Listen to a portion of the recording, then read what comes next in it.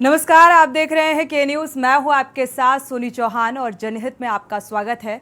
बात आज जनहित में बिजली कटौती को लेकर हीट स्ट्रोक, हीट वेव्स की वजह से लगातार जो मौतों का आंकड़ा सामने आ रहा है, पर्टिकुलर एक आंकड़ा बता पाना बेहद मुश्किल होगा, लेकिन लाख दावों के बावजूद भी स्थिति बेहद गंभीर नजर आ रही है। गर्मी के चलते लोगों की जान पर बनाई है और इसी को लेकर आज हम जनहित में बात करेंगे। यूपी में मुख्यमंत्री के आदेश के बावजूद शहर से लेकर गांव तक विद्युत आपूर्ति शेड्यूल के हिसाब से नहीं मिल रही है। बेहिसाब बिजली कटौती की जा रही है और इससे प्रदेश में हाहाकार मचा हुआ है। और कुछ ऐसे ही हालात बिहार के भी हैं, जहां गर्मी के भीषण प्रकोप के बीच बिजली संकट बना हुआ है। राज्य में बड़ी संख्या में मौतों से हाहाकार मचा हुआ है।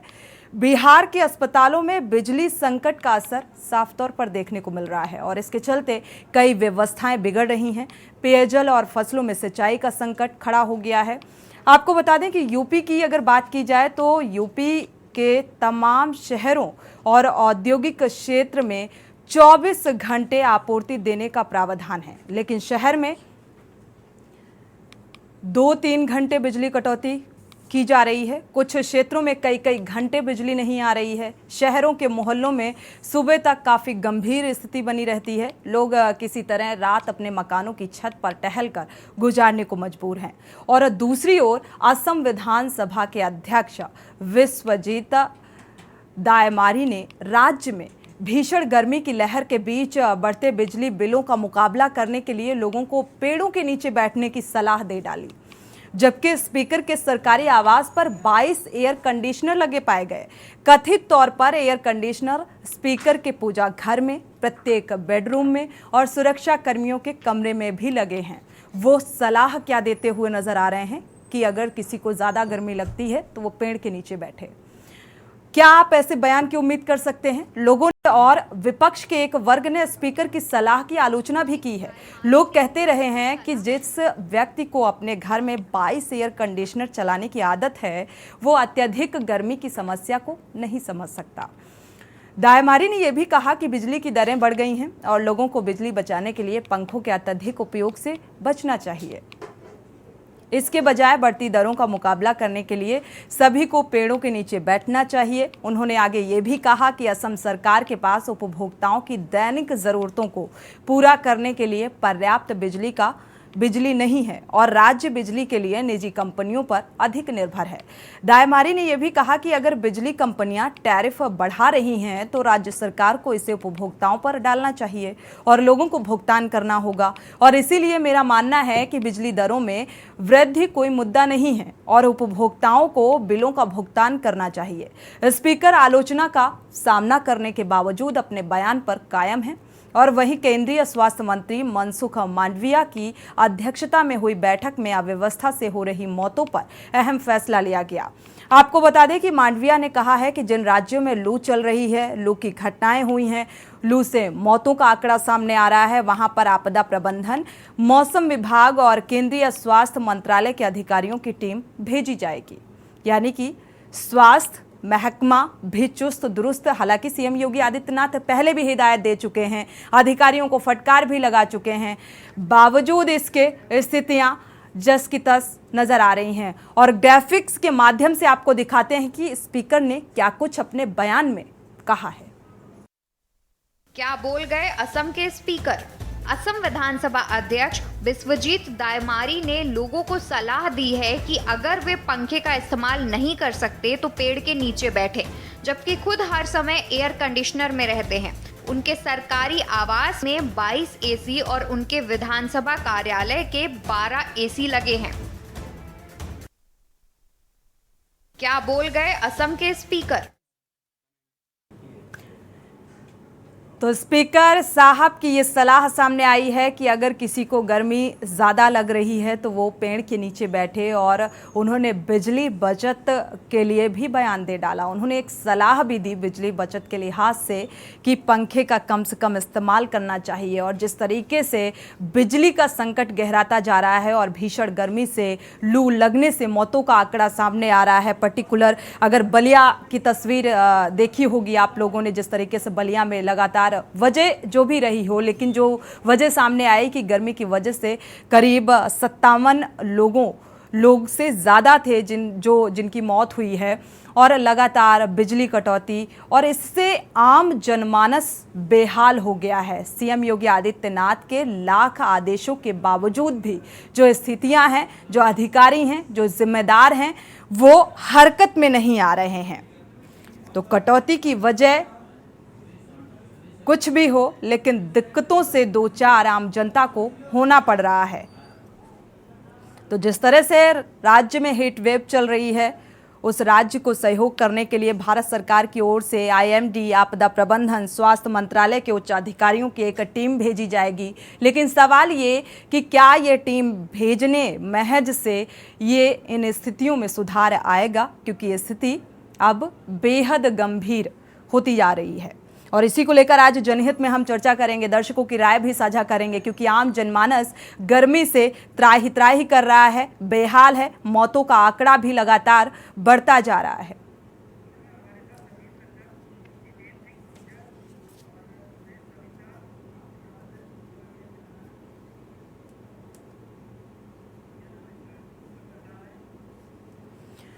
और आज इसी समस्या को लेकर हम चर्चा करेंगे। हमारे साथ खास मेहमान जुड़े हुए हैं। जितेंद्र सिंह गुज्जर हैं, विद्युत संघ के महासचिव हैं यूपी के। स्वागत है आपका इस चर्चा में शामिल होने के लिए। सतीश संगम हमारे संवाददाता लखनऊ से जुड़ेंगे, लखनऊ का हाल साझा करेंगे कि आखिर वहां पर किस तरीके से बिजली आपूर्ति क्या कुछ है और क्या ज़मीनी हकीकत नज़र आ रही है। साथ ही हमारे संवाददाता कानपुर से सुरेश सविता जुड़ेंगे। Doctor Rajiv Kakkar, sleep apnea expert, हमारे साथ स्टूडियो में मौजूद हैं। स्वागत है आपका इस चर्चा में शामिल होने के लिए। सबसे पहले हाल जान लेते हैं लखनऊ का। लखनऊ राजधानी का रुख करते हैं, हमारे संवाददाता सतीश संगम जुड़े हुए हैं। सतीश, देखा जाए तो कटौती की वजह क्या कुछ निकल कर सामने आ रही है, लोगों की प्रतिक्रियाएं क्या कुछ निकल कर सामने आ रही हैं, और गर्मी में क्या हाल है आम जनता का? देखिए, बिजली कटौती की अगर बात करें तो तकरीबन जो एक तरह से आंकड़ा रखा गया था बिजली खपत की, वो 27 लाख मेगावाट की रखा गया था। लेकिन पिछले एक सप्ताह के अंदर 28,000 से ज्यादा मेगावाट की खपत हो रही है पूरे प्रदेश में। तो इसको लेकर जो तैयारियां हैं खासकर बिजली विभाग की, वो अपने स्तर पर की गई, लेकिन काफी देर हो चुकी थी इस तैयारियों को लेकर। पिछले हमने एक हफ्ता के आंकड़ों की बात करें तो इतना तपिश के बीच तकरीबन 40 डिग्री सेल्सियस तापमान रहा है लखनऊ के आसपास के डिस्ट्रिक्ट में। तो वहां की स्थिति बहुत दयनीय हुई थी। देर रात में बिजली कटौती की जो वजह बन रही है, उसमें बताया जा रहा है कि एक तरह से जो ट्रांसफार्मर एक तरह से ब्लास्ट हो जा रहे हैं, ज्यादा बिजली खपत हो रही है, इसकी वजह से दिक्कत हो रही है। लेकिन कई क्षेत्रों में हमने देखा, खासकर राजधानी लखनऊ की, तो तकरीबन ट्रांसफार्मर जलने की वजह से 40 से 50 घंटे तक बिजली नहीं आ रही। तो ये संकट बना हुआ है लोगों के चीजों में। बहरहाल अगर अभी की स्थिति की बात करें तो थोड़ा मौसम बदला हुआ है। सुबह के समय बारिश हुई थी तो गर्मी से थोड़ी राहत मिली है। लेकिन जहाँ पे बारिश नहीं हुई, खासकर प्रदेश की बात करें, तो वहाँ की स्थिति अभी भी वैसी बनी हुई है। पिछले कई दिनों से हमने देखा कि तपिश की वजह से कई लोग बीमार हुए थे, अस्पतालों में मरीजों की संख्या बढ़ गई थी। वहां पर भी कुछ अच्छी तरह से व्यवस्थाएं नहीं थी। बिजली को लेकर भी जिस तरह से लाइट कटौती हो रही है या फिर पहले से जो इंतजाम किया जा रहा है, वो चीजें नहीं देखने को मिल रही थी। तो इसकी वजह से आम लोगों को भी परेशानी हो रही थी। कल ही की रिपोर्ट के बारे में बात की गई तो उन्होंने साफ तौर से कहा कि ये स्थिति अब की नहीं है, काफी समय से हो रही है। अगर मई महीने में जब शुरुआत हुआ था तो उस समय भी शासन को सोचना चाहिए था कि गर्मी में इस तरह की स्थिति बनती है तो ये प्लान क्यों न पहले से ही किया जाए। बहरहाल मुख्यमंत्री योगी आदित्यनाथ ने कुछ दिनों पहले इसको लेकर बैठक की है। जब स्थिति दयनीय हुई तो उन्होंने सख्त निर्देश दिया कि ग्रामीण क्षेत्रों में 18 घंटे तक बिजली होनी चाहिए और शहरी क्षेत्रों में 24 घंटे तक बिजली। बिल्कुल, लेकिन ये दावे खोखले साबित होते नजर आ रहे हैं जिस तरीके से त्राहिमाम मचा हुआ है। एक बार कानपुर का रुख कर लेते हैं, हमारे संवाददाता सुरेश सविता कानपुर से जुड़े हुए हैं। सुरेश, आपका रुख करेंगे। अगर देखा जाए यहाँ पर ग्रामीण हो या शहरी क्षेत्र हो, बिजली आपूर्ति कितनी हो रही है, क्या कुछ जमीनी हकीकत नजर आ रही है?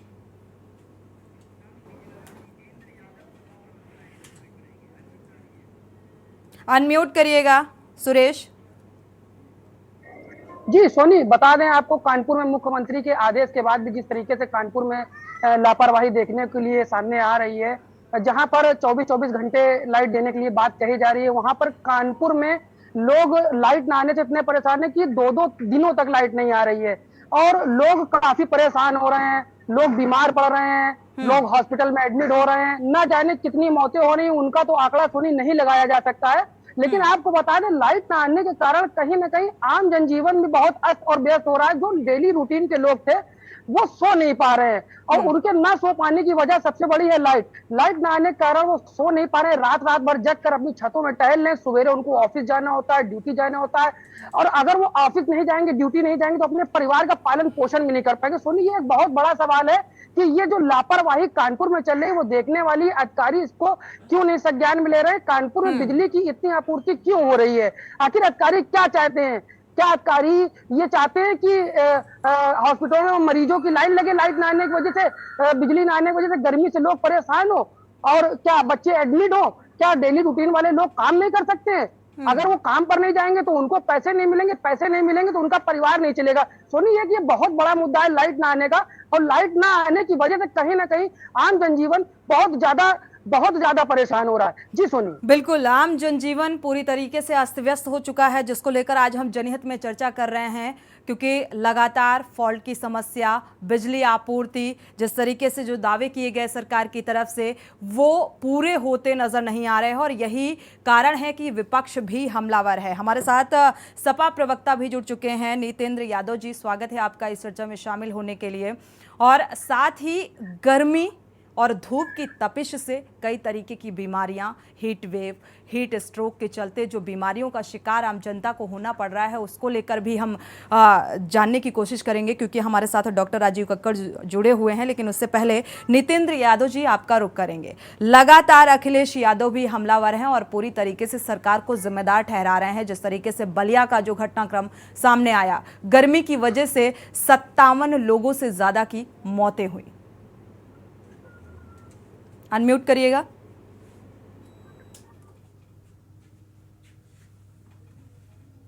नितेंद्र जी, अनम्यूट कर लीजिए।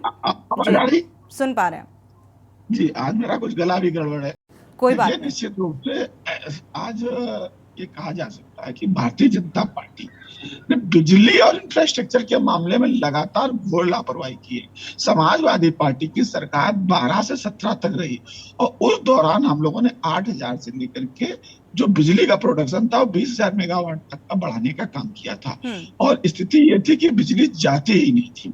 आज लगातार हम लोग देख रहे हैं कि रात को 10 बजे से लेकर के 2 बजे तक की भीषण गर्मी का जब सोने का वक्त होता है लोगों का, उस समय बिजली काट दी जाती है। आप बच्चों की पढ़ाई का दौर रहा है, कहीं कंपटीशन की तैयारियां चल रही हैं, नौकरी वालों को रात भर सोना होता है, सुबह जॉब पे जाना होता है, लेकिन आम जनजीवन इतना अस्त व्यस्त हो गया है बिजली को लेकर के, और इसके बावजूद भी सरकार कतई इस पर ध्यान नहीं दे रही है। लगातार लोगों की गर्मी के चलते मौतें हो रही, अस्पतालों में लोग परेशान हो रहे हैं, लोगों को नहीं मिल रहे हैं। तो इसलिए मेरा सरकार से मांग है कि बिजली को लेकर के जो बहुत ही संवेदनशील मुद्दा है, तमाम दूसरी चीजों को संवेदनशील है, आम जनता से जुड़ा हुआ है, उनकी समस्याओं से जुड़ा हुआ है, इसलिए जनहित में से उठाया गया है। आपका रुख करेंगे। वापस से दर्शक जुड़े हुए हैं, उनकी राय बेहद महत्वपूर्ण होती है। मोहम्मद ताज बाराबंकी से जुड़े हुए हैं, स्वागत है आपका। मोहम्मद जी, अपनी राय साझा कर सकते हैं। मैडम, हम बाराबंकी से बोल रहे हैं। बाराबंकी रात दिन बिजली कटौती है। मैं सरकार से मांग करना चाहता हूं, माननीय मुख्यमंत्री योगी आदित्यनाथ जी से, कि बाराबंकी लाइट दें, और बाराबंकी लाइट दें। माननीय मुख्यमंत्री जी से मांग है हम लोगों की। बराबर बहुत दयनीय स्थिति है। बिल्कुल, शुक्रिया। दयनीय स्थिति है, इसीलिए इस मुद्दे को उठाया गया है जनहित में। शुक्रिया राय साझा करने के लिए। दर्शक जुड़ सकते हैं और अपनी राय साझा कर सकते हैं। हमारे साथ जितेंद्र सिंह गुज्जर भी जुड़े हुए हैं, विद्युत संघ से हैं। आपका रुख करेंगे। जितेंद्र जी, आखिर क्या वजह है? क्योंकि ये तो पहले से पता होता है कि खपत कितनी होगी, बिजली आपूर्ति को लेकर एक पहले से ही एक आकलन होना चाहिए जिस तरीके से, क्योंकि ये समस्या मुझे लगता है हर साल की है। तो वजह आप थोड़ा स्पष्ट कर दीजिए, क्योंकि आप बेहतर जानते होंगे क्यों आपूर्ति पूरी नहीं हो पा रही है। देखिए, आप सभी ने देखा होगा कि विगत जून जैसे स्टार्ट हुआ तो गर्मी जो है बढ़ती गई लगातार, और अभी 27,611 मेगावाट की विद्युत आपूर्ति, जो कि प्रदेश की उच्चतम विद्युत आपूर्ति थी, जो उत्तर प्रदेश ने सफलतापूर्वक मीट की है। लगातार आप देख रहे हैं गर्मी बढ़ती जा रही है। डिमांड का अगर एक मैं आंकड़ा आपको दूं, जो है कि 2012 में जो उपभोक्ताओं की संख्या थी वो 1,27,000 1,27,00,000 थी और उस समय जो उपभोक्ताओं का स्वीकृत भार था वो 33,000 मेगावाट के समथिंग था। आज की डेट में 10 वर्ष के बाद जो है उपभोक्ताओं की संख्या लगभग 3,29,00,000 हो गई है और 66,000 मेगावाट का स्वीकृत भार हो गया है। तो उत्पादन भी तो बढ़ा होगा। बात करें जी जी, तो लगभग 3 गुने उपभोक्ता बढ़ गए हैं और 2 गुना जो है डिमांड बढ़ गई है। अगर बिजली आप खपत की भी अगर हम बात करें तो 2012-13 में 76,574 मिलियन यूनिट जो है एवरेज खपत हो रही थी, वो बढ़कर जो है 1,42,000 जो है मिलियन यूनिट हो गई है। तो इससे अंदाजा ये लगाया जा सकता है कि तेजी से डिमांड बढ़ी है, उपभोक्ता भी तेजी से बढ़े हैं, लेकिन उसके अनुसार जो इंफ्रास्ट्रक्चर में जो काम होना चाहिए था, जो ट्रांसफार्मर की क्षमता वृद्धि होनी चाहिए थी, जो लाइनों का मेंटेनेंस होना चाहिए, वो प्रॉपर नहीं हो पाया। आपने देखा कि 27,000 मेगावाट की डिमांड हम पूरी कर रहे हैं, हम 28,000 की मेगावाट की डिमांड भी पूरी कर सकते हैं, 29,000 मेगावाट की भी पूरी कर सकते हैं, लेकिन आप बिजली कितनी भी खरीद लो, लेकिन चलेगी तो डिस्ट्रीब्यूशन लाइनों पे ही।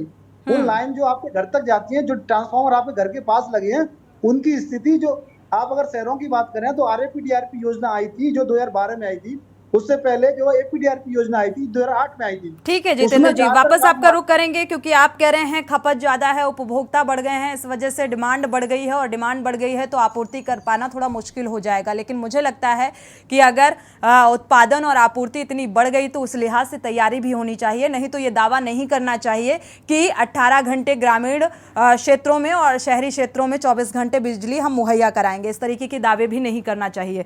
वापस से रुख करेंगे, दर्शक जुड़े हुए हैं, उनकी राय साझा कर लेते हैं। गिरीश शुक्ला जी कानपुर से जुड़े हुए हैं, स्वागत है आपका, अपनी राय साझा कर सकते हैं गिरीश जी।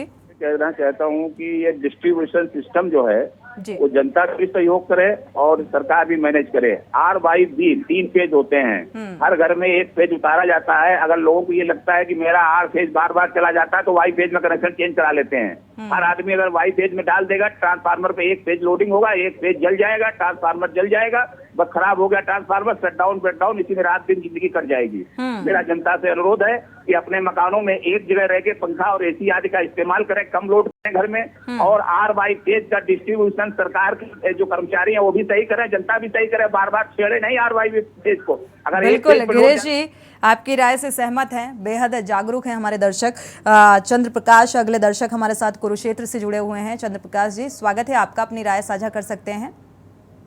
सोनी जी, मैं ये कहना चाहता हूँ कि जो श्रीमान जी ये कह रहे हैं कि नीम के नीचे जनता को बैठना चाहिए, उनके लिए मैं ये कहना चाहता हूँ कि 22 आप चला रहे हैं AC, तो एक AC चलाइए, 21 AC को जो है बंद रखिए, तो आपका तो काम चल ही सकता है। जनता जाए भाड़ में, हमारा काम बनता जाए, जनता जाए भाड़ में, ये कहानी आपकी है। मैं ये कहना चाहता हूँ कि जनता के दुख के ऊपर जो है स्नेह लेप लगाने के आप जो है उनके ऊपर बरनौल लगा रहे हैं, उनको जला रहे हैं, ये बात गलत है। हमारे हरियाणा में कहावत है, बोले नानी खत्म करे 2 इसी ठंड मुख पे, ये बात तो गलत है। आप 22 AC चला रहे हैं और एक AC में आपका जो एयर कंडीशन का इस्तेमाल करते हैं, एयर कंडीशनर रूम में बैठते हैं, उनको आम जनता के इन मुझे लगता है दर्द से कोई दो चार नहीं होना होता है, सिर्फ बैठकर बातें ही करनी होती है। शुक्रिया हमारे साथ जुड़ने के लिए। प्रेम जी अगले दर्शक चेन्नई से जुड़े हुए हैं, स्वागत है प्रेम जी आपका, अपनी राय साझा कर सकते हैं। मैम मैं ये बोलना चाहता हूँ कि CM साहब हमेशा बोलते हैं 18 घंटा 24 घंटा बत्ती, उनको कभी पसीना आपने देखा आते हुए? नहीं आता उनको। जी प्रेम जी आपकी बात पूरी हो गई। तो कहने का मतलब ये है, आप सोच के देखिए मैम, सोच के देखिए, आप लोग अधिकारियों को। चलिए आप की आवाज क्लियर नहीं मिल पा रही है जी। शुक्रिया प्रेम जी राय साझा करने के लिए।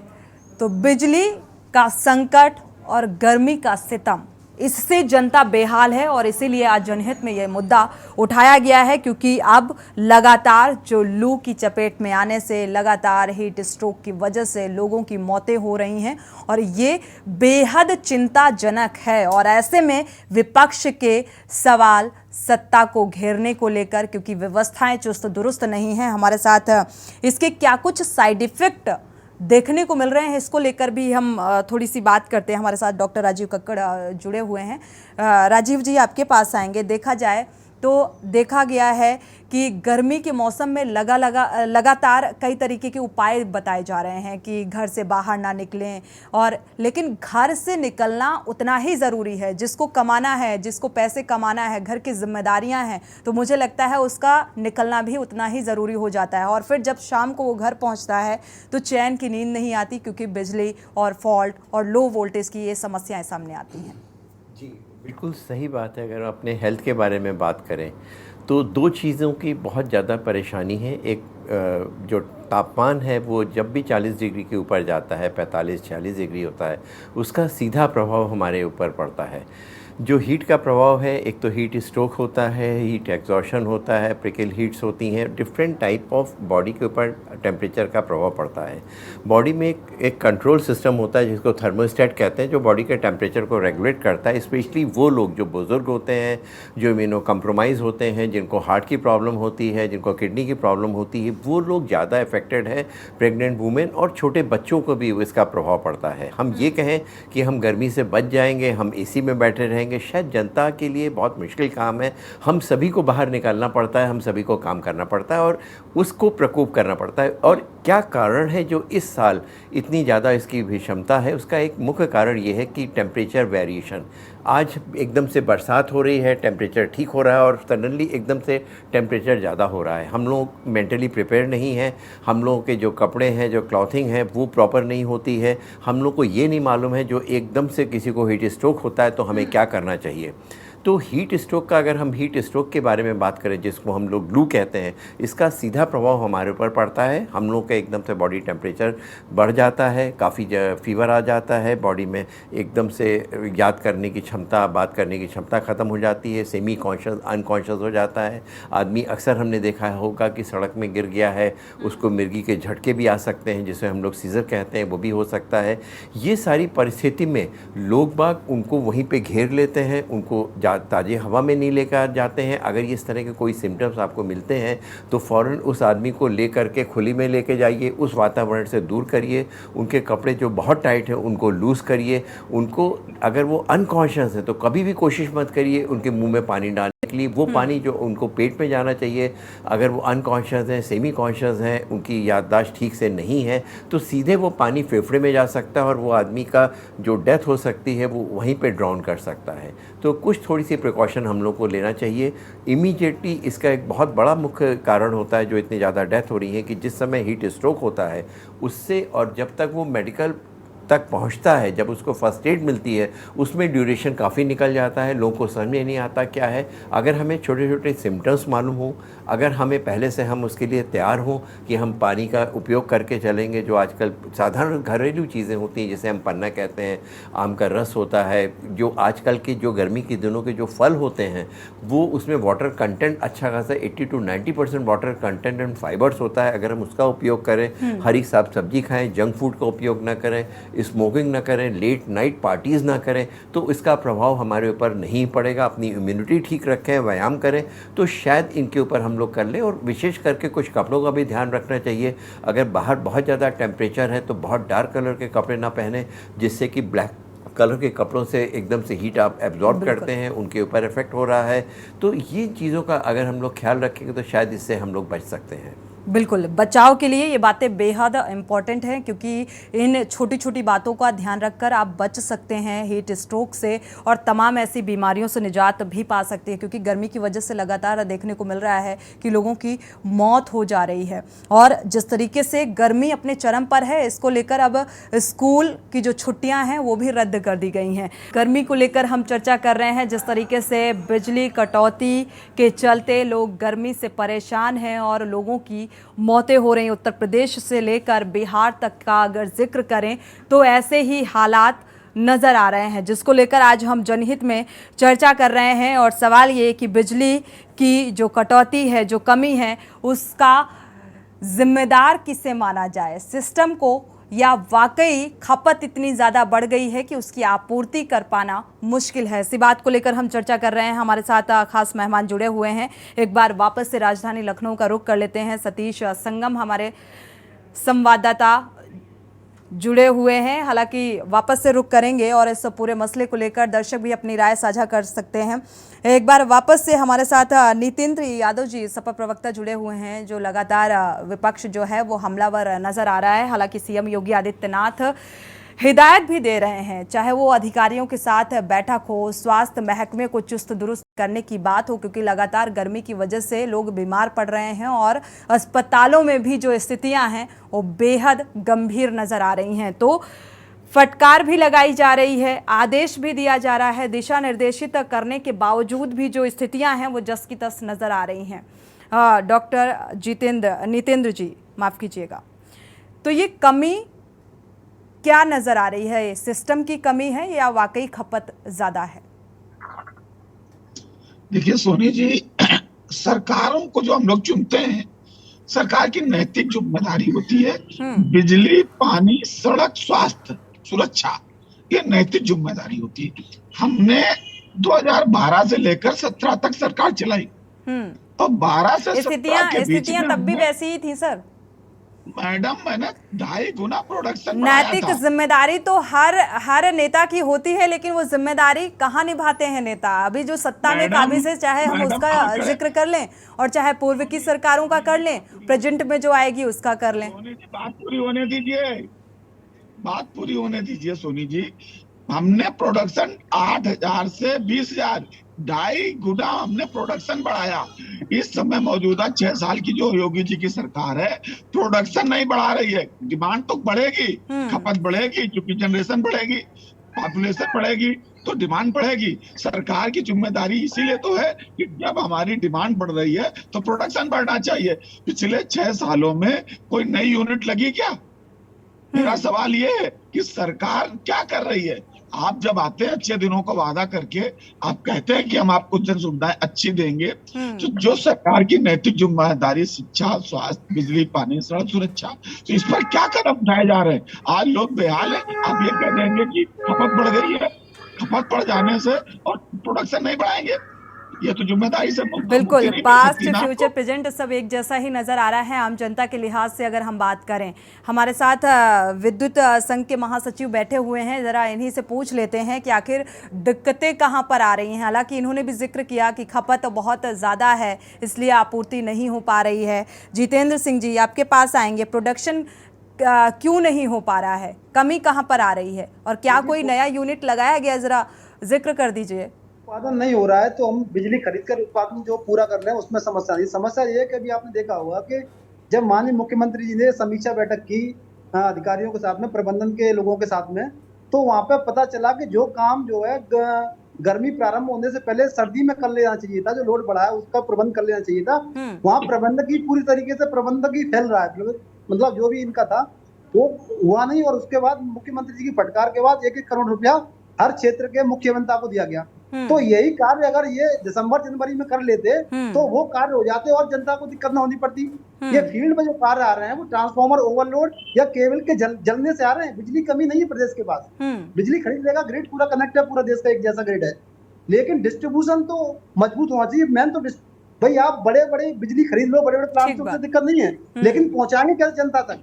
वो सिस्टम जो अपग्रेड नहीं हुआ, क्योंकि बिजनेस प्लान समय से पास नहीं हो पाया, समय से जो रिक्वायरमेंट की धन की आवश्यकता थी वो नहीं दी गई, तो प्रबंधन ने अपने अनुसार मनमाने कार्य किया, जिससे कि आज जो जनता जो है नीचे फॉल्ट से परेशान है। अगर यही कार्य सर्दी में कर लिए होते दिसंबर जनवरी में तो कुछ नहीं होता। हर बार डिमांड बढ़ती है, हर बार उसकी पूर्ति होती है, लेकिन इस बार जो प्लानिंग नहीं हो पाई जो है प्रबंधन स्तर पर, इसकी वजह से कहीं ना कहीं जनता परेशान हो रही है। बिल्कुल, दिक्कतें हर गर्मी में देखने को मिलती है जितेंद्र सिंह, लेकिन इस बार थोड़ी ज्यादा है। जिस तरीके से मौतें हो रही हैं, इसलिए ये एक चर्चा का विषय और हाईलाइट होता जा रहा है और ये कमी अब समझ में आ रही है। और जिस तरीके से सीएम योगी आदित्यनाथ दिशा निर्देशित कर रहे हैं अधिकारियों को, जिम्मेदारों को, तो क्या लगता है कि अब इस समस्या से त्वरित निजात मिलेगी? मुझे तो नहीं लगता। 21-22 में कोरोना काल चल रहा था तो उस समय किसी ने कुछ नहीं किया, जो 2 साल तक कोई काम नहीं हुआ डिस्ट्रीब्यूशन सिस्टम में। 21-22 में कुछ पैसा लगाया गया, लेकिन वो आवश्यकता के अनुसार बहुत कम था। अब इकट्ठा जब सारे उद्योग चलने लगे, कोरोना खत्म हो गया, तो इकट्ठी डिमांड आई है। दिक्कत पहले भी होती थी, लेकिन उसको सॉर्ट आउट कर लिया था। लेकिन इस बार समय से प्रबंधन और उसकी मैनेजमेंट ना होने के कारण जो ये दिक्कत ज्यादा आ रही है। लेकिन अब हमारे लोग जो अभियंता संघ के लोग हैं वो लगातार काम कर रहे हैं। दिन में भी आप देख रहे होंगे लोग जो संविदा कर्मचारी हैं वो भी लगातार लाइनों पे खम्भों पे चढ़ के 45 मैनेजमेंट क्यों नहीं हो पा रहा, ठीक से मैनेज क्यों नहीं हो पा रहा? आपने कहा कमी है, और तैयारी का अगर जिक्र करें तो मुझे लगता है ये तो पहले से पता होता है ना कि आने वाले समय में गर्मी और ज्यादा बढ़ने वाली है। जून के महीने में ये हाल है तो आगे क्या हाल होगा?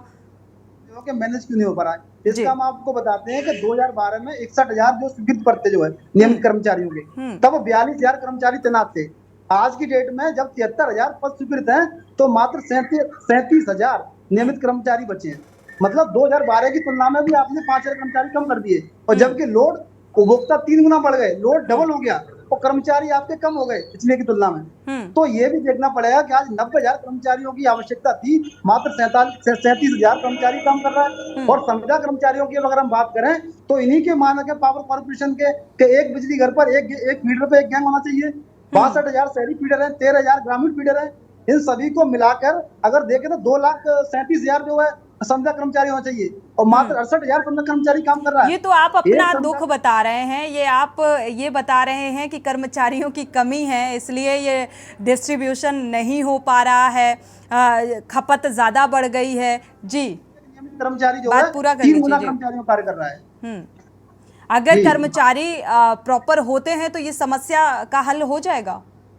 अगर कर्मचारियों आप देख रहे हैं फॉल्ट नहीं होगा, ट्रांसफार्मर नहीं फूकेंगे। सुन लीजिए, जैसे अगर कहीं केबल जलती है तो एक कर्मचारी वहां पे रिपेयर के लिए काम करता है, पता चला कि वहां से करके आ नहीं पाया, दूसरी केबल जल गई, तो वही कर्मचारी उसको सही करने के लिए जा रहा है। अगर मानक के अनुसार अगर कर्मचारी होंगे तो काम डिवाइड कर लेंगे भाई कि ये वाला काम तुम करेंगे, ये वाला काम हम करेंगे, कम समय में मेंटेनेंस हो जाएगा। तो इसलिए मानक के अनुसार इसीलिए मानक रखे गए कि एक बिजली घर पे कितना संविदा कर्मचारी हो, कितना नियमित कर्मचारी हो। तो भाई जो आपने मानक बनाया उसका पालन तो करिए, भर्ती तो करिए प्रॉपर, जिससे जनता को कम से कम उसका लाभ मिले। हमारे संवाददाता जुड़े हुए हैं, कानपुर का रुख कर लेते हैं सुरेश सविता का। सुरेश सविता, आपके पास आएंगे। जैसा कि हमारे साथ जितेंद्र सिंह जुड़े हुए हैं, विद्युत संघ के महासचिव हैं उत्तर प्रदेश के। इनका कहना है कि कर्मचारियों की कमी के चलते ये बिजली आपूर्ति बाधित होती नजर आ रही है। क्या वाकई ऐसा है? देखिए सोनी, सबसे पहले तो मैं ये कहना चाहूंगा जितेंद्र सिंह जी से कि ये जो आज मुद्दा रखा गया है ये आम जनता के लिए रखा गया है। यहाँ पर जितेंद्र जी जो बिजली संघ के कर्मचारी ये तो अपना ही दुखड़ा रोते हुए दिखाई दे रहे हैं, अपनी बात बताते हुए दिखाई दे रहे हैं। ये भी एक कहीं ना कहीं बहुत आश्चर्यजनक बात मुझे लग रही है कि ये जो समस्याएं कैस्को में हो रही हैं ये उनको बता रहे हैं, ना कि जो जनता को समस्याएं हो रही है उनको देखने की कोशिश कर रहे हैं। जितेंद्र जी, सबसे पहले मैं आपको बता दूं कि आपके कैस्को में कई ऐसे नंबर भी अलर्ट किए गए थे टोल फ्री, जिनसे आम जनता को राहत मिल पाए। तो जब उन टोल फ्री नंबर पर आम जनता लाइट ना आने की वजह से फोन करते हैं, वो नंबर भी नहीं मिलते हैं, और जो नंबर मिलते हैं वो नंबर उठाए भी नहीं जाते हैं। तो इसमें भी कहीं ना कहीं आम जनता बहुत परेशान हो रही है। अब अगर सोनी जी बात करें कि अगर जैसे कि जितेंद्र जी ने कहा कि लोगों की कमी की वजह से लाइट आपूर्ति मतलब लाइट में समस्याएं आ रही, तो क्या लोगों की पूर्ति होने के बाद ये जितेंद्र जी सिद्ध करते हैं क्या कि ट्रांसफार्मर नहीं फूकेंगे, लाइनें नहीं जलेंगी, क्या प्रॉपर टाइम पे लाइटें आएंगी? सोनी जी देखिए, ये एक बहुत बड़ा सवाल है। जिस तरीके से आम जनता, आम जनमानस अस्त व्यस्त है, लाइट न आने के कारण से लोगों के जो जीवन में जो कमियां आ रही हैं, जो लोग सुबह से शाम तक नौकरी करते हैं और रात में नौकरी करके अपने घर वापस आते हैं, लाइट ना आने के कारण से कहीं ना कहीं चिड़चिड़ाहटपन में पारिवारिक विवाद होते हैं, कभी कभी वो विवाद ज्यादा भी बढ़ जाता है। बिल्कुल, मेंटली डिस्टर्ब हो जाता है इंसान अगर वो पूरी नींद नहीं ले पाता है। तमाम ऐसी समस्याएं फिजिकली देखने को मिलती हैं, मेंटल लेवल पे देखने को मिलती हैं। तो शारीरिक और मानसिक रूप से दोनों ही तरीके से एक नुकसान होता है आम जनमानस का, और इसी लिहाज से ये मुद्दा बेहद महत्वपूर्ण हो जाता है। हमारे साथ एक दर्शक जुड़े हुए हैं, तेज बंधु जी, स्वागत है आपका। अपनी राय साझा कर सकते हैं। मैडम नमस्ते। जी नमस्कार। ये मैडम हमने जो है 1 हफ्ते पहले जो है कंप्लेन लिखाई है, और हमारे यहाँ 280, 300 तक 210 पे आ जाता, फिर 160 पे आ जाता है। उसकी कंप्लेन लिखाई, कोई वो जवाब क्या दे रहा है कि बिजली बंद करके सो जाइए आप। अब बताओ ये जवाब होता है क्या? बिल्कुल, ये जवाब नहीं होना चाहिए, एक आश्वासन होना चाहिए। शुक्रिया हमारे साथ जुड़ने के लिए और राय साझा करने के लिए।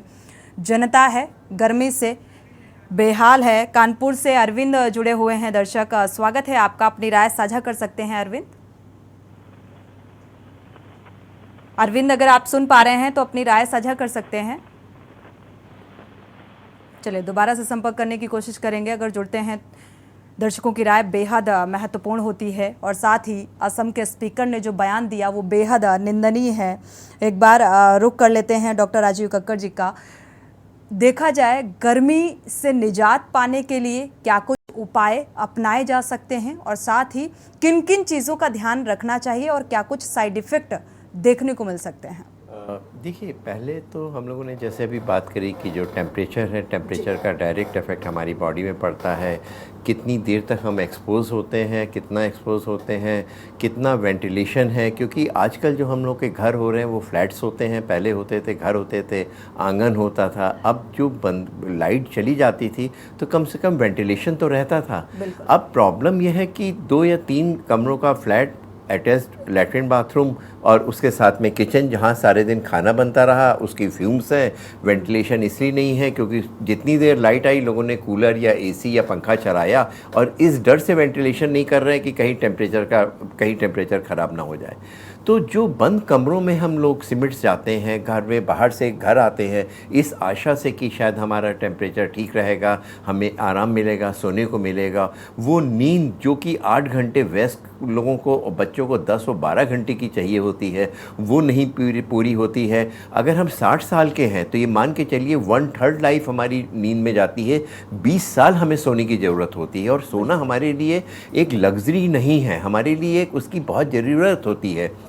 अगर हम ठीक से सोते नहीं हैं तो बॉडी का जो रिपेयर होता है वो केवल नींद में होता है। हमारी जो मेमोरी ट्रांसफॉर्मेशन जो सब कुछ होता है वो नींद के समय होता है। अगर आप प्रॉपर सोएंगे नहीं तो आपकी एंग्जाइटी लेवल बढ़ जाएगा, आपके ब्लड प्रेशर पे फ़र्क पड़ेगा, एंग्जाइटी से आपकी जो ब्लड शुगर है उसके ऊपर फ़र्क पड़ेगा। जो कार्डियक पेशेंट्स हैं जिनको बहुत ज़्यादा प्रॉब्लम है और अंडरलाइन कोमॉर्बिडिटीज़ होती हैं, वो सारी चीज़ें प्रेसिपिटेट हो जाती हैं। तो अगर आप देखिए जो मौतों का आंकड़ा है वो ज़्यादातर उन लोगों का है जो इम्यूनो कंप्रोमाइज़ हैं, जो बुज़ुर्ग हैं, जो बच्चे हैं, उन लोगों को ज़्यादा इफ़ेक्ट हो रहा है। तो अगर ना बाहर हम लोगों को आराम मिल रहा है, ना घर में मिलेगा, वेंटिलेशन है नहीं, हम लोग कमरा बंद करके रहेंगे, तो नींद, टेम्परेचर, लैक वेंटिलेशन और जो हमारा खान पान है, बैठे बैठे खाना, मोटापा, एक्सरसाइज ना करना, वो सारी चीज़ें हैं जो हमारे स्वास्थ्य के ऊपर इफ़ेक्ट करती है। अब प्रश्न होता है कि हम क्या करें कि हम बीमार ही ना पड़ें।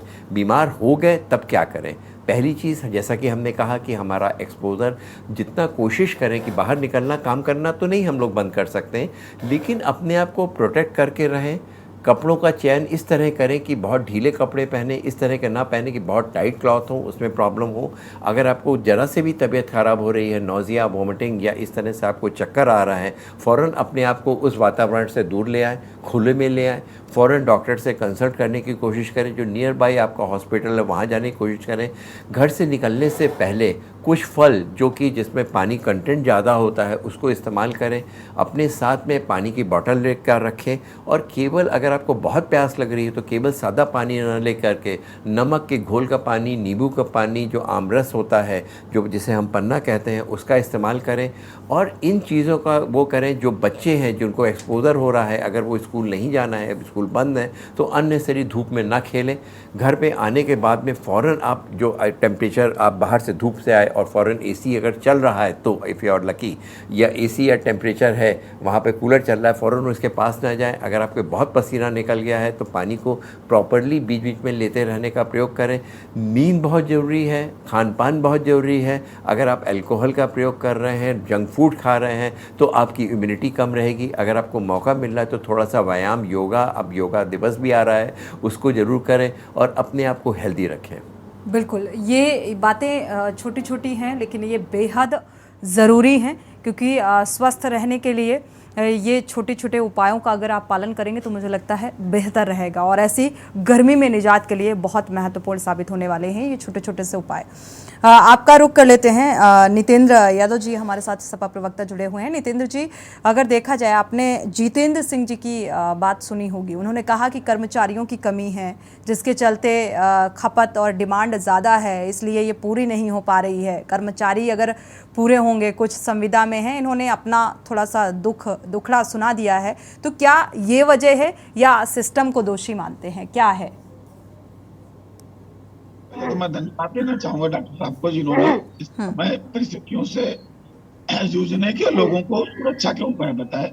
दूसरा, आपके संवाददाता ने भी इस बात को रखा कि सही बात है, जितेंद्र जी चूंकि वहां के कर्मचारी हैं, उन्होंने अपनी निजी व्यवस्था बताई, लेकिन मैं सरकार को कहना चाहता हूँ सरकार की नैतिक जिम्मेदारी क्या है। सरकार की जिम्मेदारी यही तो है कि नियमित भर्तियां हो, नियमित कर्मचारियों को जो टूल चाहिए। सरकार की जिम्मेदारी है नितेंद्र जी, लेकिन सरकार ने एक जिम्मेदार विभाग को एक जिम्मेदारी दे दी, लेकिन इसके बाद वो अपनी जिम्मेदारी पर कितना खरा उतर रहा है, मैं निश्चित रूप से इसको भी तो देखना होगा। कर्मचारी अपनी बात कह टाल रहा है और उन्होंने टाइमिंग बताई कि सही बात है कि अगर समय से यही जनवरी फरवरी मार्च में जो डिस्ट्रीब्यूशन में अगर ये कर लिया गया होता, इस समय आज समय का इंतजार न किया गया होता, जब जबरदस्ती हो गए तो समय से अगर समयबद्ध तरीके से नियमित अगर निरीक्षण हो रहा होता और समय से काम होता तो आज जनमानस को ये समस्या झेलनी नहीं पड़ रही होती। आज ये कह देने से काम नहीं चलेगा कि पर्याप्त कर्मचारी नहीं है, तो पर्याप्त कर्मचारी नहीं है, लोग बिल जमा करते हैं, लोग टैक्स जमा करते हैं, इसीलिए बिल और टैक्स जमा करते हैं कि उनको समय पर सुविधाएं मिले। तो आप नैतिक जिम्मेदारी से बच नहीं सकते हो ये कह करके कि पर्याप्त कर्मचारी नहीं है। ये जिम्मेदारी सरकार की है, जिला प्रशासन की है कि नियमित कर्मचारी उपलब्ध करावें, संविदा पे कर्मचारी दें, ठेके पे व्यवस्था कराएं, लेकिन आम जनमानस को तत्काल राहत मिलनी चाहिए। लेकिन आम जनमानस जो है वो बेहाल नजर आ रहा है। हालांकि कटौती की वजह जो जितेंद्र जी ने बताई है वो गले नहीं उतर रही है। जिस तरीके से power cut, low voltage, power cut के बाद लो वोल्टेज की समस्या, ट्रांसफार्मर फूक रहे हैं। अगर रात में लाइट चली गई 2 से 3 घंटे, 3 से 4 घंटे की बिजली कटौती होती है और ऐसे में अगर आप टोल फ्री नंबर पर कॉल करते हैं और अपनी बताते हैं समस्या तो कोई फ़ोन तक नहीं उठाता है। जितेंद्र जी, ऐसी भी दिक्कतें सामने आती हैं। देखिए, फोन जो 1912 नंबर है वो लगातार 24 घंटे चालू है। आपने देखा होगा कि पिछले जैसे 4-5 दिन में जो है लगभग 25,000, 30,000, 40,000 पूरा शिकायतें आ रही हैं, क्योंकि जब सिस्टम में अपग्रेडेशन समय से नहीं होगा, जब क्षमता वृद्धि ट्रांसफार्मर समय से नहीं होगी, केबल जर्जर उनको रिप्लेस नहीं किया जाएगा, तो जो उपभोक्ता है वो एक समस्या और आती है। ट्रांसफार्मर अगर फूक गया तो उसमें घंटे तो छोड़ो, 24 घंटे का भी वक्त लग जाता है, जो मुझे लगता है 1 से 2 घंटे में हो जाना चाहिए उस समस्या का समाधान। तो ऐसी भी समस्याएं सामने आती हैं जिससे घंटों 24-24 घंटे तक लोग बिना बिजली के रहने को मजबूर होते हैं। ये कल भी हमने जो है अभियंता संघ ने पूरा माननीय ऊर्जा मंत्री जी को 10 बिंदुओं पे एक पत्र सौंपा है कि कैसे जनता को राहत मिले, और पूर्व में भी हमने बताया था। हमने कहा जहाँ जहाँ ट्रांसफार्मर ओवरलोडेड है आप उनका सर्वे कराइए, और आप रिपेयर कराने से अच्छा है उसकी नई क्षमता वृद्धि करके नया ट्रांसफार्मर लगवाइए। जब आप रिपेयर कराते रहते हैं 1 बार 2 बार तो उसकी क्षमता और कम हो जाती है। ट्रांसफार्मर भुगता है मेनली 2 वजह से, या तो केबल के शॉर्ट होने से या उसकी ओवरलोड की वजह से। अगर उन दोनों की वजह से अगर ट्रांसफार्मर फूक रहा है तो आप रिपेयर करा के फिर उसी क्षमता का ट्रांसफार्मर रख देंगे तो फिर फूक जाएगा। तो उस जगह पे हमको ये पहले सर्दियों में प्लानिंग कर लेनी चाहिए थी, तो कितने ट्रांसफार्मर ओवरलोडेड है, कितनी केबलें शॉर्ट हो रही हैं, तो उनकी पूरी व्यवस्था कर लेते तो जनता इस समय परेशान नहीं होती। अभी हमने बताया कि 10-10 किलोमीटर लंबे फीडर चल रहे हैं। कोई 20 किलो ग्रामीण क्षेत्रों में जब सौभाग्य योजना आई थी उससे पहले भी कहीं कहीं तो जीआई वायर पर 20-30 किलोमीटर लंबे फीडर है। तो हमने उनको सुझाव भी दिया है कि भाई इनको छोटे छोटे फीडर करें जिससे कि उसका अनुरक्षण सही समय पर हो जाए, और जो बार बार तार टूटता है उससे भी लोगों को निजात मिले। जो तो बहुत सारे ऐसे मतलब टेक्निकल बिंदु हैं। कहीं अर्थिंग की दिक्कत आ रही है। अभी क्या है कि जमीन के अंदर की जो नमी है वो बहुत ही कम हो गई है। आप कह रहे हैं कि लो वोल्टेज आ रहे हैं, लो वोल्टेज की समस्या इस समय यही है कि पूरा जब सिस्टम ओवरलोड होता है, वोल्टेज जब वो खींचता है और नीचे से नमी नहीं मिलती है अर्थिंग वाली, तो वोल्टेज कम हो जाता है। तो चाहे तो इसको टैप चेंजर एक ट्रांसफार्मर के अंदर होता है तो उसको बढ़ा भी सकते हैं। अभी हम लोगों ने भी गाइडलाइन जारी की अभियंता संघ की ओर से कि जो भी अभियंता कार्य कर रहे हैं उनके अगर लो वोल्टेज है तो ट्रांसफार्मर का टैप चेंज करके जो है वोल्टेज को बढ़ाया जा सकता है। लेकिन उसमें सावधानी ये रखनी पड़ती है कि जब ये नॉर्मल बारिश होने के बाद या किसी वजह नॉर्मल वोल्टेज होगा तो फिर टैप घटाने भी पड़ेंगे। अगर कहीं इसमें दिक्कत हुई तो सारे उपकरण फूक जाएंगे। तो इसमें बहुत सारा रिस्क रहता है। तो लोगों को हमने अपने लोगों को कहा है इंटरनली जो है तो भाई ये देखिए कहाँ लो वोल्टेज है वहां पर टैप को बढ़ाइए, और जब वोल्टेज नॉर्मल हो तो टैप को फिर घटाना पड़ेगा। तो बहुत सारी चीजें टेक्निकली जो है लोगों को बता दिया है। माननीय मुख्यमंत्री जी, ऊर्जा मंत्री की जो मंशा है कि सबको निर्बाध विद्युत आपूर्ति मिलती रहे, तो उसमें ठीक है संसाधन कम है, ठीक है मैन पावर कम है, लेकिन हम अभी तो कुछ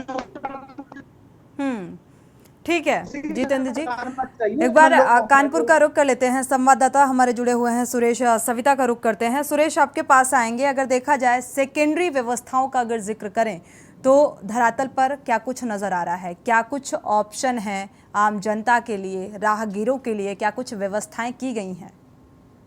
देखिए सोनी जी, अगर बात की जाए सेकेंडरी व्यवस्था के लिए, गर्मी से निजात के लिए, तो उत्तर प्रदेश में इस मामले में बिल्कुल अगर जनता की कोई राय मांगे या आम व्यक्ति की कोई राय मांगे तो 10 में से बिल्कुल 0 नंबर दिए जाएंगे, क्योंकि कहीं पर भी किसी भी प्रकार की कोई व्यवस्था ऐसी नहीं की गई है जिससे आम जनता को राहत मिल पाए, आम जनता को निजात मिल पाए। सोनी जी, जगह जगह पर देखा जा रहा है लोग सड़कों के किनारे गर्मी से निजात पाने के लिए लेटे हैं। कुछ लोग कई जगहों पे तो ऐसा देखा जाता है कि रोडों पर जो पानी आता है, छोटे छोटे बच्चे अपने घर से बाल्टी और जग ला के रोडों पे नहाते हुए दिखते हैं गर्मी से निजात पाने के लिए। तो क्या ऐसे में सरकार की या वरिष्ठ अधिकारियों की कोई जिम्मेदारी नहीं बनती है कि उन लोगों के लिए ऐसे कुछ प्रबंध किए जाएं जहां पर वो भी अपना जीवन शांतिपूर्वक व्यतीत कर सकें? या आज सबसे बड़ी सोनी जी, जितेंद्र जी के आने से एक मुद्दा तो साफ हो गया, जो वरिष्ठ अधिकारी और बड़े बड़े नेता जो सरकारी दफ्तरों के दावे करते हैं कि सरकारी दफ्तरों में सारी चीजें, सारी सुविधाएं बिल्कुल जेन्युइन है, सब कुछ ओके है, उसकी पोल कहीं ना कहीं आज जितेंद्र जी के आने से खुली है। और जो बड़े बड़े दावे किए जा रहे हैं वो सारे दावे कहीं ना कहीं बिल्कुल फेल साबित होते दिखाई दे रहे हैं। अब सोनी जी, सबसे बड़ा एक मुद्दा ये भी कि अगर कोई नया कनेक्शन लेता है तो मुझे लगता है बिजली विभाग को एक नया कॉलम अपने फॉर्म में बढ़ा देना चाहिए कि भैया हम आपको कनेक्शन तभी देंगे जब हमारे यहाँ लोगों की व्यवस्था हो जाएगी, क्योंकि आपके यहाँ बिजली नहीं आएगी तो आप परेशान होंगे, टोल फ्री नंबर में फोन करेंगे, आपका फोन कोई नहीं उठाएगा। तो इस तरीके का एक कॉलम भी बिजली विभाग को अपने फॉर्म में, अपने परफॉर्मा में तैयार रखना चाहिए। ये जो अभी जितेंद्र जी ने कहा कि तारों की कमियां, तारों में जंग लगी है, तारे टूट रहे हैं, तारों में फफूंदी, ये आखिर जिम्मेदारी सोनी जी किसकी है? ये तैयारियां ये लोग पहले से क्यों नहीं करते हैं? क्या ये इंतजार करते हैं कि जब गर्मी आएगी, आम जनता परेशान होगी, जब वो हमें फोन करेंगे तब हम इन सबसे लोगों को निजात दिलाएंगे?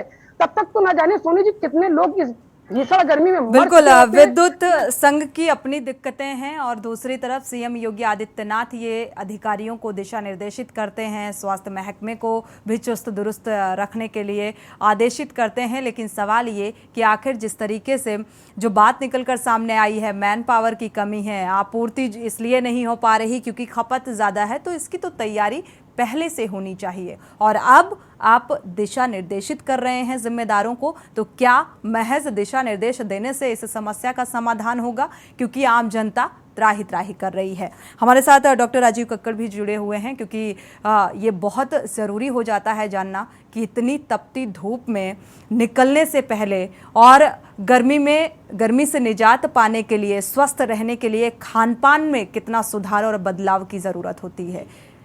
जी, पहली बात है कि ये बात बिल्कुल ठीक है कि सारी रिस्पॉन्सिबिलिटी केवल गवर्नमेंट या एडमिनिस्ट्रेशन की नहीं होती, कुछ रिस्पॉन्सिबिलिटी हमारे स्वयं अपने लिए होती है। जैसा कि आपने कहा कि अपना ध्यान खुद अपने आप भी रखना पड़ता है। जिस समय लाइट आ रही होती है तो अक्सर अगर हम लोग उसको जो ओवर यूज़ करते हैं, सारे कमरों में एसी, सारे कमरों में पंखे, उसका जो ओवर यूज़ अगर हम लोग बंद कर दें तो शायद उससे कुछ फ़र्क पड़ जाए। जिस समय लाइट नहीं आ रही होती है, लोगों के जनरेटर ऑन हो जाते हैं, जो जनरेटर का धुआं होता है, इस बार का ध्यान रखिए उससे कितना पोल्यूशन होता है और उन लोगों को, स्पेशली जो सांस के पेशेंट होते हैं, जिन्हें कार्डियक प्रॉब्लम होती है, उनको उस समय अटैक प्रेसिपिटेट कर जाता है। जहाँ तक आजकल इस हीट में स्वास्थ्य रखने के लिए है, अपने आप को कैसे करें, आपकी लाइफ स्टाइल, खाने पीने का जो परहेज, हमेशा आजकल के समय पर जो मौसम के फल हैं उनका इस्तेमाल करना चाहिए, ताज़ी सब्जियों का इस्तेमाल करना चाहिए, उन चीज़ों का इस्तेमाल ना करना चाहिए जो कि बहुत देर में डाइजेस्ट हों। बहुत सारे फूड, जो कोई भी आप फल खाते हैं वो 3 घंटे में, सब्जियां 4 से 5 घंटे में, अगर वीट लेते हैं वो उसमें 6-8 घंटे लग जाते हैं। अगर मैदा या जंक फूड खाते हैं या नॉनवेज लेते हैं, शायद उनको पचने में 20 घंटे या 24 घंटे भी लग सकते हैं। स्मॉल मील लें, छोटा लें, हल्का लें, जो कि जल्दी डाइजेस्ट हो पाए, वो मील लें जिसमें वाटर कंटेंट ज़्यादा होता है। 2 तरह के डाइट होते हैं, एक इन्फ्लेमेटरी डाइट होता है, एक नॉन इन्फ्लेमेटरी। खाना वो खाएं जो आपको एनर्जी दे, खाना वो ना खाएं जो आपको बीमार करे। बासी खाने को उपयोग ना करें, क्योंकि नहीं केवल आपको हीट स्ट्रोक बल्कि होने वाली बहुत सारी पेट की बीमारियां, बहुत सारे इन्फेक्शन भी इस सीज़न में होते हैं। टेम्परेचर वेरिएशन है, बहुत सारे वायरल इन्फेक्शन, बैक्टीरियल इन्फेक्शन हो रहे हैं। बाहर निकलें तो अपने आप को कवर करके निकलें, डायरेक्ट सन से एक्सपोजर ना हो। बहुत देर तक अगर एक्सपोज हो रहे हैं तो थोड़ी देर बाद अगर बहुत कंजेस्टेड एरिया है जहाँ वेंटिलेशन कम है, बंद कमरे हैं, बंद एरिया है, वहाँ से बाहर निकल के खुले पे आ जाएं। धूप तो है लेकिन हवा तो चल रही है। अगर आपको ज़रा से भी हेल्थ इशू है, आपके गला सूख रहा है, जी मिचला रहा है, उल्टी होने को है, अगर आपको हल्की सी कमजोरी लग रही है, चक्कर आ रहे हैं, तो फ़ौरन उस एरिया से हट करके मेडिकल एड की प्रबंध करें। अपने साथ पानी का उपयोग करें, पानी लेकर जाइए, सॉल्ट वाटर या इलेक्ट्रोलाइट या कुछ इस तरह की चीज़ें रखिए जो आपको प्रॉब्लम ना करे। कुछ ऐसे फलों का उपयोग अपने पास रखिए जो कभी आपको ज़रूरत पड़े तो उनका इस्तेमाल कर सकें। तो कुछ प्रिकॉशन, कुछ वो चीज़ें, खान पान का बदलाव, अपने डाइट का, अपने हेल्थ के ऊपर, अपने एक्सरसाइज का अगर हम कुछ थोड़ा सा भी ध्यान रख लें तो शायद हमें वो चीज़ ना हो जिसके लिए हमें इसके लिए बैठना पड़ रहा है। बिल्कुल, ये छोटी छोटी बातें हैं और अपने आप को स्वस्थ रखने के लिए उस लिहाज से ये बेहद ज़रूरी हो जाती हैं कि इन चीज़ों का ध्यान रखा जाए ताकि आप स्वस्थ रहें और मस्त रहें। जनहित में चर्चा इस बात को लेकर, क्योंकि आए दिन फॉल्ट की समस्या सामने आ रही है, गर्मी अपने चरम पर है, अगले महीने और गर्मी का सितम जारी रहेगा और इससे निजात पाने के लिए कैसे, क्योंकि दिशा निर्देशित तो किया गया है और ये अपने आप को स्वस्थ रखने की जिम्मेदारी, नैतिक जिम्मेदारी है अपनी, लेकिन सूबे की मुखिया की भी ये जिम्मेदारी है क्योंकि बड़े बड़े दावे जो किए गए ग्रामीण क्षेत्रों से लेकर शहरी क्षेत्रों तक, उन दावों पर आप कितने खरा उतर रहे हैं। क्योंकि सवाल इसीलिए, और जो बंद कमरे में एसी में बैठते हैं वो इस बात की हिदायत दे रहे हैं, वो सलाह दे रहे हैं कि आपको अगर गर्मी ज़्यादा लग रही है तो आप पेड़ के नीचे बैठिए। पहले खुद तो अप्लाई करिए साहब, इसके बाद आम जनता करेगी। इसी के साथ जनहित में फिलहाल बस इतना ही। आगे खबरों के लिए आप देखते रहिए के न्यूज़ इंडिया।